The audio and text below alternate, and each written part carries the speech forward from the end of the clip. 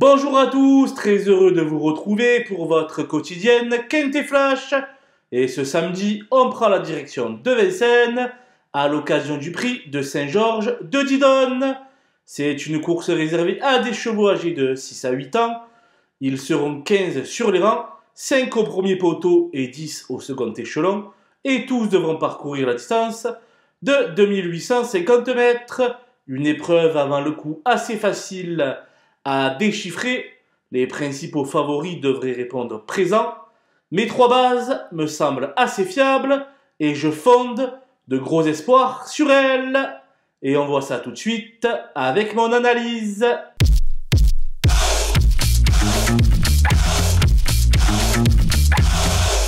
Allez, on attaque avec les bases et le 6, Hymne du Gers, qui a terminé à toute allure pour venir créer la décision le 23 novembre. Sur ce même parcours, réservé pour ce meeting, il n'a certainement pas fini de faire parler de lui.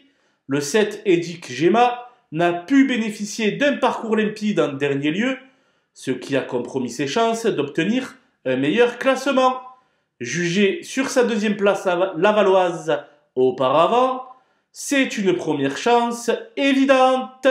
Le 12, Ghostbuster, a pu recharger les batteries, lui qui n'a plus été vu en compétition depuis le 8 octobre dernier. À l'aise sur ce genre de tracé, il n'avait trouvé que l'excellent Gendréen pour lui barrer la route du succès à la fin du mois d'août. Le tandem Séverine-Raymond, Johan Le Bourgeois devrait encore une fois être à l'honneur. On poursuit avec les opposants et la Sortino qui est en grande forme à l'heure actuelle. Je le préfère sur des tracés plus réduits, mais attention, l'écurie de Charles-Antoine Marie tourne à plein régime ces derniers temps. Il représente certainement la meilleure chance du premier poteau. Le 11, Eradames, est un peu moins en verve que durant l'été et reste même sur un gros échec sous la selle, mais de retour au sulky et bénéficiant de la main d'Alexandra Brivard, il mérite assurément un large crédit. Le 5, Hermès Smart, vient de remettre les pendules à l'heure à Bordeaux après 2 disqualifications consécutives. Excellemment engagé pour ses premiers pas à Vincennes, il est difficile de faire sans lui. Le 2, Unadora, est pleine peau actuellement, mais force est de constater que l'opposition est de meilleur calibre cette fois-ci. Toutefois, à l'issue d'un parcours sans encombre, elle est en droit de viser une 4-5e place. Mon coup de poker sera le numéro 10, Guinness d'Erfray, une jument qui avait fait feu de tout bois durant le précédent meeting d'hiver. Samedi, elle pourrait être à court de conditions et aura un très bon programme pendant le mois de décembre. Mais la négliger serait toutefois prendre un très gros risque. Les outsiders désormais avec le 13 Haribo du Loisir, qui possède un gros moteur, mais qui ne s'est distingué que par intermittence cette année. Les amateurs de sensations fortes apprécieront sa candidature. Le 4 Frischti n'est pas dans sa robe de mariée actuellement et va se frotter à des rivaux de qualité.